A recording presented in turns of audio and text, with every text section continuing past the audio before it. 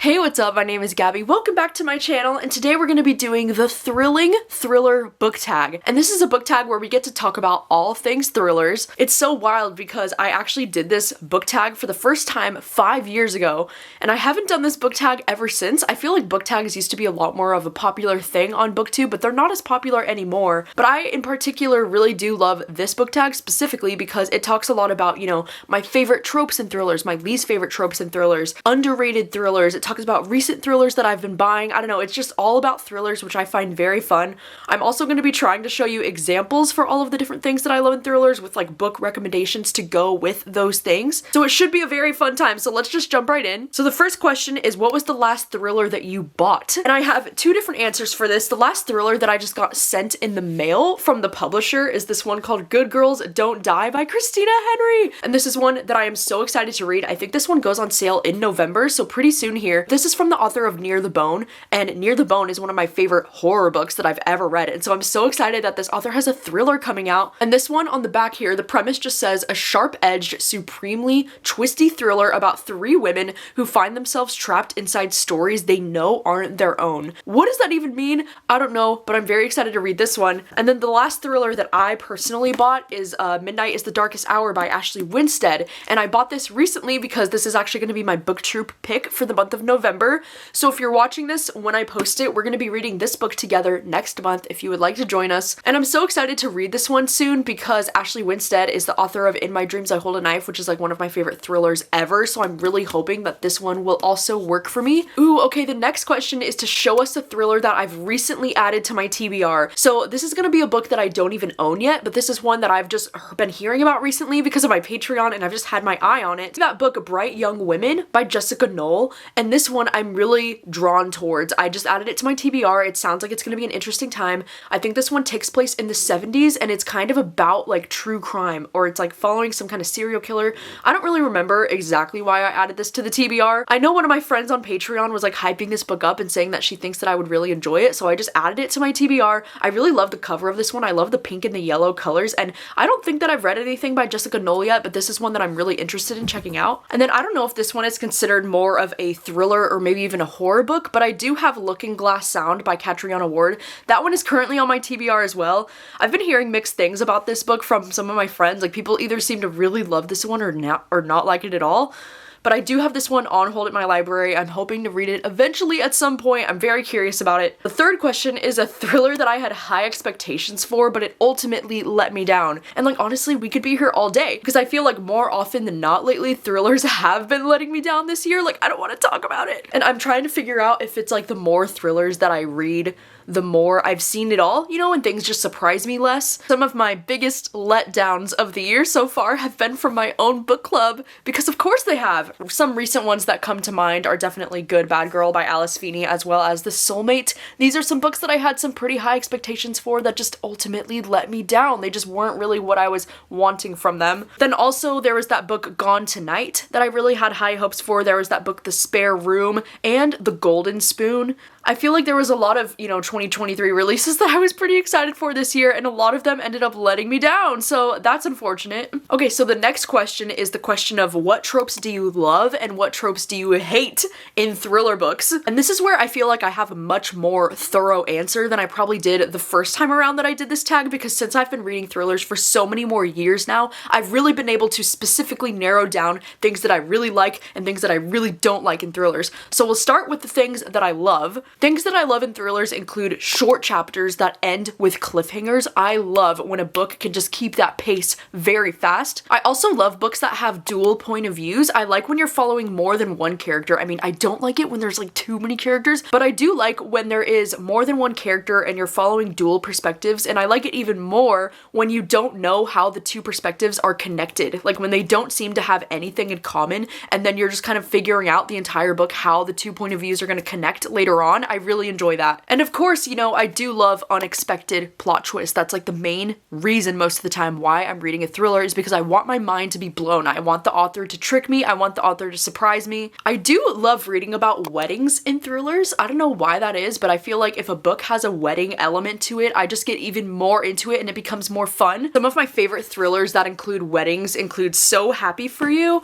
we have The Guest List, and we have You're Invited. These are all a fun time. I also love a thriller that specifically focuses on either like a mother and daughter relationship or a story about sisters in particular. Like, for example, Pretty Girls by Karen Slaughter is one of my favorite thrillers of all time because of the sister relationship in this book. I thought was really done well. And I actually really like a good, you know, messy romance in my thrillers, as long as it's done well and like I care about the characters. Like in My Dreams I Hold a Knife, I was obsessed with the romance in this book. And then also recently I just read that book called How I'll Kill You. I had a really fun time with the romance in that one. I also do love a good, you know, academic setting in thrillers, kind of like In My Dreams I Hold a Knife, but also like For Your Own Good or They Never Learn. Like if it takes place on a college campus or like a school type of environment, I have a lot of fun with that. I also love when a thriller has the good for her energy, and I think They Never Learn is the best example of a book like that. I also love reading about toxic female friendships, and I think the best example of that would be in So Happy For You and in The Writing Retreat. I don't know why, I just love reading about complicated female friendships. I think it's so interesting. I also really enjoy when a book has a really great atmosphere, like for example, the stormy vibes in Daisy Darker and The Guest List, how there's like an incoming storm and it's just very like moody and rainy and dark. But then I also love a good atmosphere of like snow, like when it's snowy and it's dark and things are intense. I just love when a book has a good atmosphere that can be like contributed to like whatever weather kind of storm is going on. And I also love when thrillers have a good atmosphere when they're like kind of creepy or spooky, or they're just like on the verge of feeling like a horror book and you're not entirely sure what the heck is going on. Like for example, The Nesting is a good example of that. The Nesting also reminds me a lot of The Turn of the Key by Ruth Ware. Like these are both some of my favorites. I would also say both Lock Every Door and Home Before Dark by Riley Sager have this like spooky element to these books where you're not sure if you're reading a horror book or a thriller. And then I would also include The Shadows by Alex North. This one's giving very like Slender Man vibes. Like it's just really creepy, takes place in the woods. Like that's what I'm talking about. It's great atmosphere. I also really do love reading about like fucked up characters in my thriller books, like people who are just like despicable and like I would probably not be able to stand them in real life, but in thrillers they are so entertaining. I'm talking like the people from So Happy For You and also like all of the women in The Hunting Wives. I just thought this book was so much fun.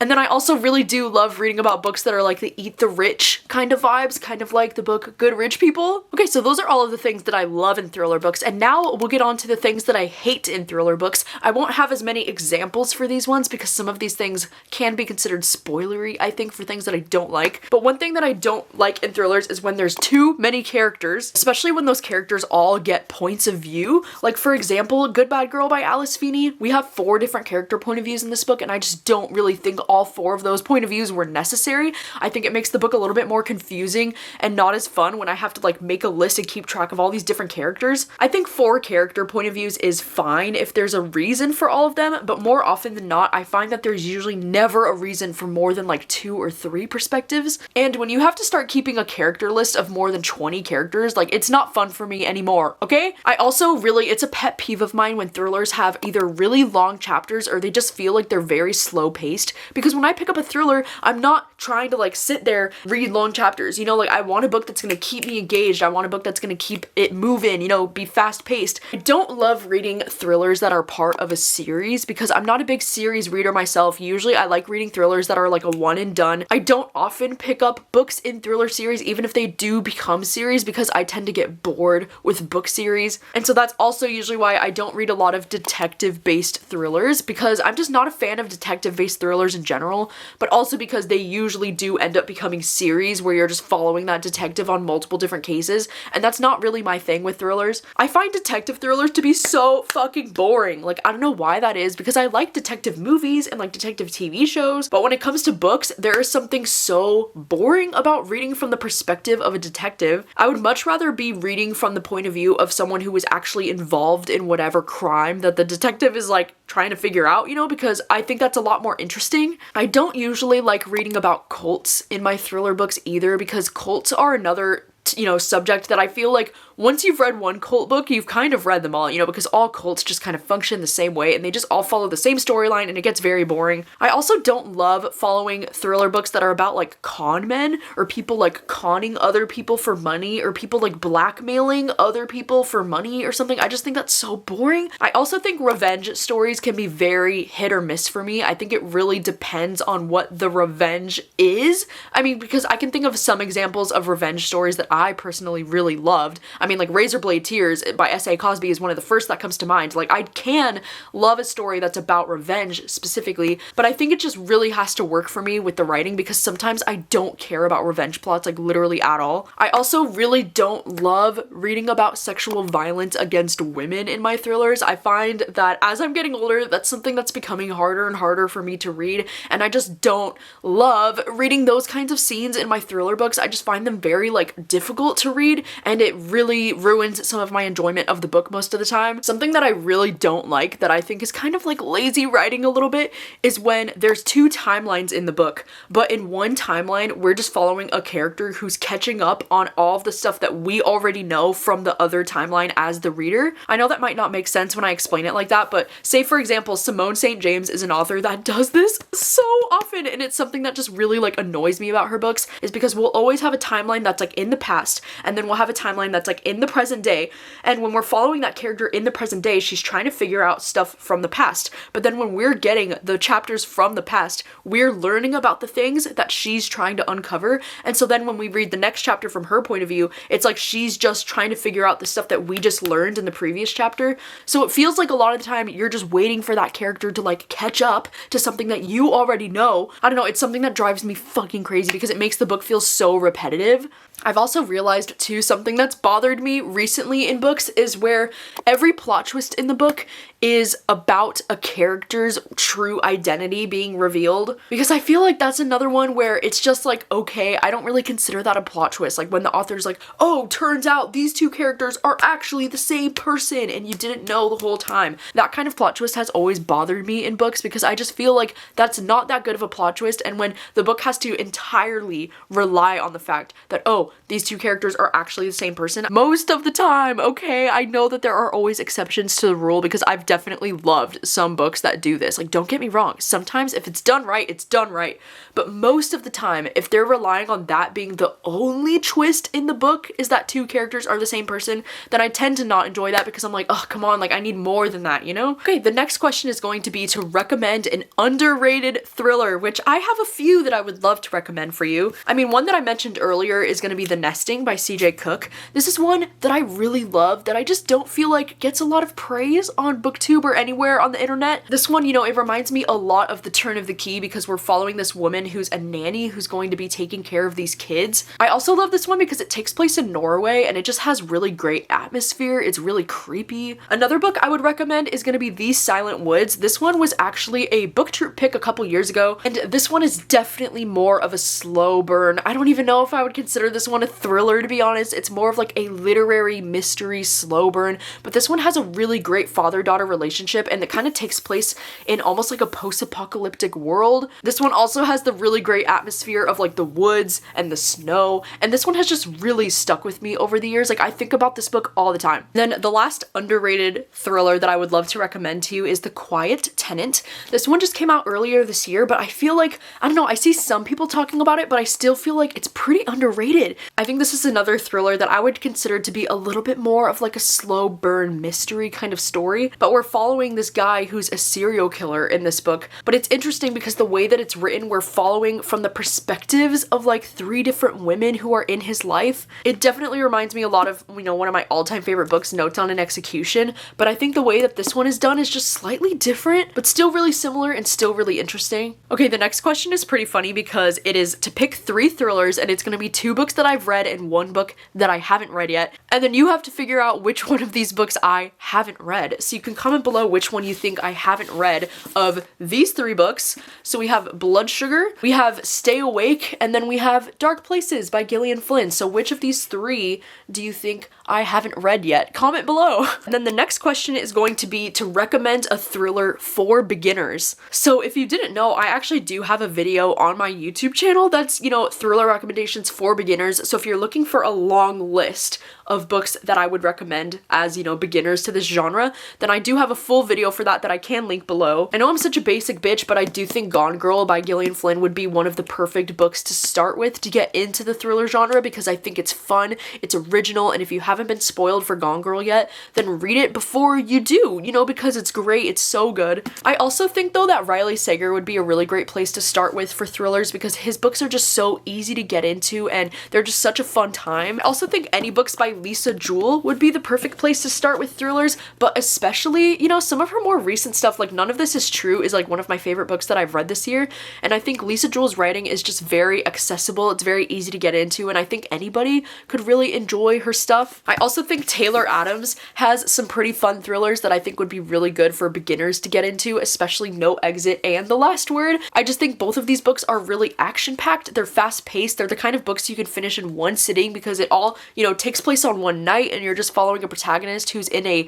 life or death situation, and it's just very intense to read, very fun times with both of these. So I think any of those would be great for beginners to start with. Oh my gosh, question number 8 is what is your all-time favorite thriller? Like, that is such a hard question, like as if I could just choose one. You know, I always do say this, but you know, Gone Girl is one of my all-time favorite thrillers. I still stand by this. I have reread this book and I still love it to pieces.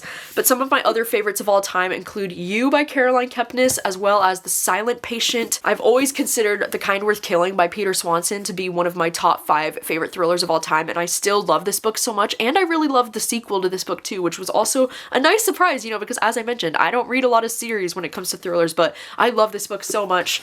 I also love The Turn of the Key by Ruth Ware. I've always considered this one to be one of my favorite thrillers of all time as well. And then of course, you know, Lock Every Door by Riley Sager. I've always considered this to be my favorite book by Riley Sager, and I don't know if he will ever top it, to be honest, because this book is just so god tier for me. One of my favorite books of all time for sure is Notes on an Execution, and this one, I don't know if I would consider this more a thriller or if I would consider this more like literary mystery, just kind of slow burn. It's a character study, but it's about this man who's sitting on death row and he's a serial killer, and it's told from the perspective of the women in his life. The last question, question 9, is one that I have added to this tag myself because I want to ask you a question as the viewer. What is your favorite thriller that you've read so far in the year of 2023?